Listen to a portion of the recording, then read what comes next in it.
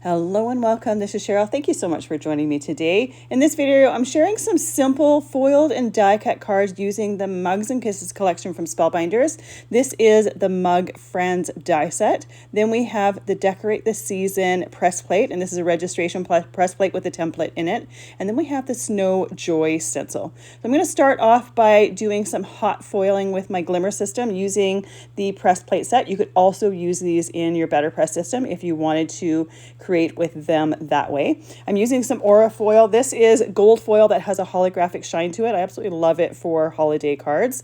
And I have it in my hot Glimmer system. I layer the plates with the pattern side of the plate up, the pretty side of the plate or the foil down, and then I'm foiling on Hammermill Cardstock. And anytime I do hot foiling, I also like to do solid hot foiling at the same time with a solid hot foil plate. It just uses up those extra bits. For my second foiling, I'm just using a scrap of Dahlia cardstock. Once this is foiled, I'm going to use the mug die, and I'm going to die cut it. So we're going to have that foiled pattern on the mug, just a little bit of a different way of using it. There's no reason why you can't die cut those foiled pieces. And even the solid hot foil pieces regularly, I will use them as specialty cardstock, use them to die cut because they work beautifully, and it's just a great way of using up some of those scraps, especially some of those smaller pieces of solid hot foiled images. For the third foiling, I'm just doing one of the sentiments. I'm going to do this on a card with the mug die cuts. So I just wanted one of the sentiments very simply on there, and it foils beautifully. Now, I didn't have any over foiling in my foiling today, but anytime I do have some over foiling, the way that I fix it is I use a piece of Best Ever Craft tape, the wider one.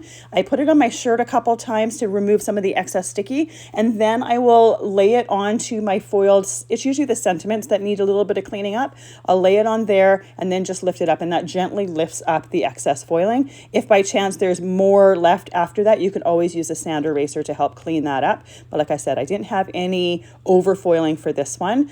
Once I am done my solid hot foiling, and I don't actually use any of these pieces that I solid hot foiled today, these pieces I will likely use to die cut different pieces in future cards because they're not full complete sheets. If it was a full 4 1/4 by 5 1/2 inch piece, I will often use those as mats on my cards because it's a great way to substitute specialty cardstock and use those pieces up. So off screen, I took the mug die and I die cut that foiled Dahlia piece there, and you can see how it just adds the pattern to the side of the mug. You could always use pattern paper as well. I have all of my die cut pieces laid out, so it makes it really easy to assemble the different pieces to create the different mugs. And I love the fact that there's several different choices in here. I'm going to do one with whipped cream on the top, and I die cut that whipped cream out of white velvet cardstock, so it's got a nice fuzzy texture. I also die cut the marshmallows for our little snowman here out of that velvet cardstock. Our snowflake is die cut out of glitter cardstock from the Antique White Glitter Cardstock pack, so it has a nice sparkle to it.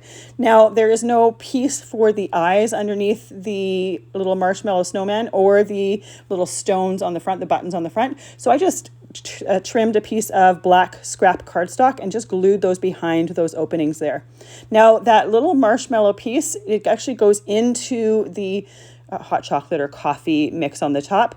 I am not a coffee drinker, so in my world, this is hot chocolate. So there's a little slit in that die cut that makes it easy to just put the little marshmallow guy in there. For the next card that I make with the mugs, I will be putting the little swizzle stick, if you will, or peppermint candy through there. So I just didn't realize it when I first glued that down.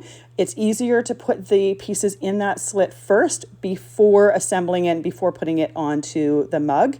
The little trim for the toque on our little snowman is also done with the glitter cardstock from the Antique White Glitter Cardstock pack, or for non-Canadians, the beanie. So that gives it a little bit of extra texture as well. So I'm going to put those mugs to the side, and I'm going to create my background. I have a piece of Dahlia cardstock that I trimmed to 4 inches by 5 1/4 inches. And our foil piece that just has that sentiment on it, I trimmed that down to 3 3/4 inches by 5 inches. And I did just a 1/4 inch off of each side and then a 1/2 inch off the bottom. I didn't want the sentiment to be too close to the top. Once we have those trimmed down, we can add them to our card base. And I'm just using some Barely Art glue in a fine line bottle.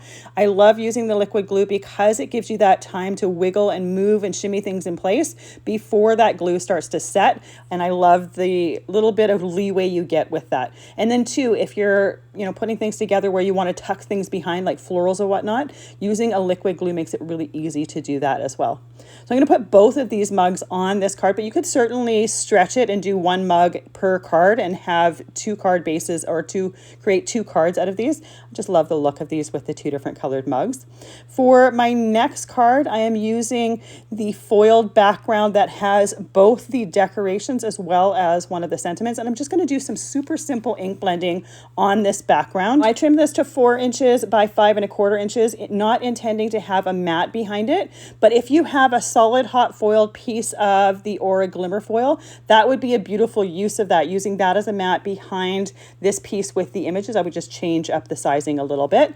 So I'm doing most of my ink blending below the decorated pieces and then a little bit on top, and I'm just kind of keeping with the curve of those little decorations. So the first color I used there was Evergreen Bough. The second color I'm using is Uncharted Mariner, and I'm trying to emulate the colors that I used for the cardstock for the mug for the first card, because I want the cards to kind of all look nice together. So I chose those colors for that. Obviously you can pick and choose whatever colors you want.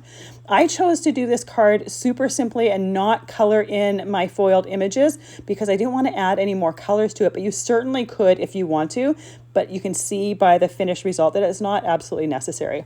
I'm going to glue this to an A2 card base, and with that, our card is done. It's super, super simple, but by foiling those Decorate the Season press plates, it just gives that image some really nice elegance to it. And again, you could use those press plates in a better press system and use it with whatever inks or whatever cardstocks you want to get other results as well.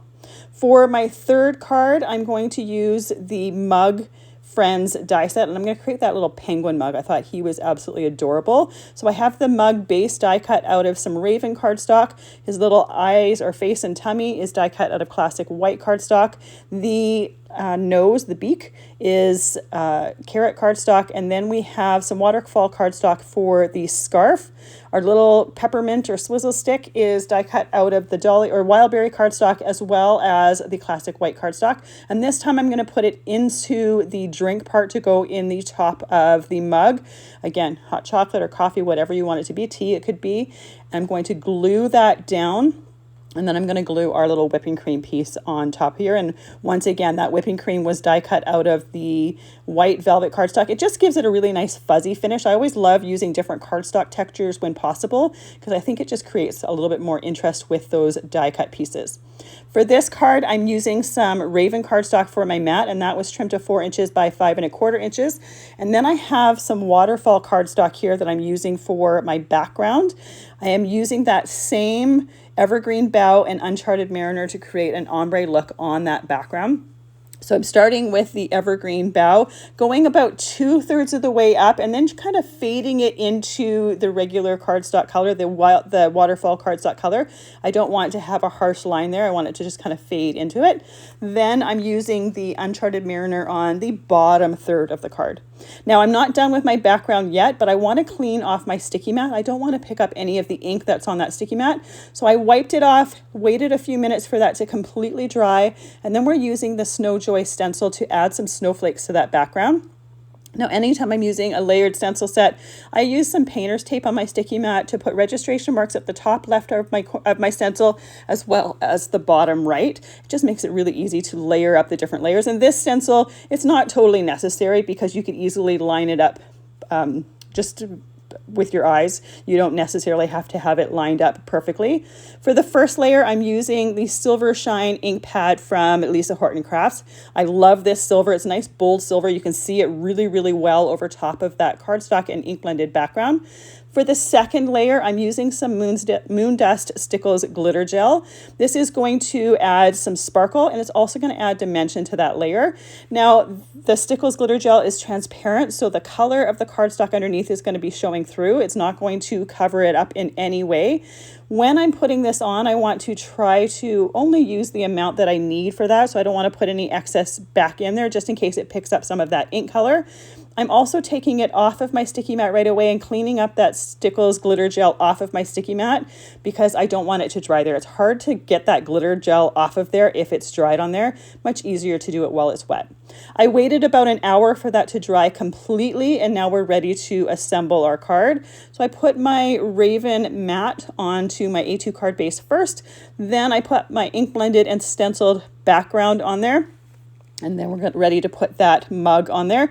Now, I could have foiled another sentiment for this, but because those sentiments have a curve to them, they weren't going to be easy to trim, and there's no dies with that. So I opted to just add one of my leftover sentiments from the Hero Arts Winter Words stamp set. This one is just heat embossed with some gold embossing powder, so it works perfectly with the rest of the cards that I've created, and it works perfectly with the theme.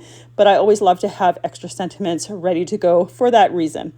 With the second card here is the super simple ink blended background with that beautiful foiled decoration on there. And then we have our first one with the sentiment and those little mugs there with the drinks and the marshmallows. You'll find everything that I've used listed and linked down in the description box below. Thank you so much for joining me today. I always appreciate all the time that you spend with me. I hope you have a fantastic day.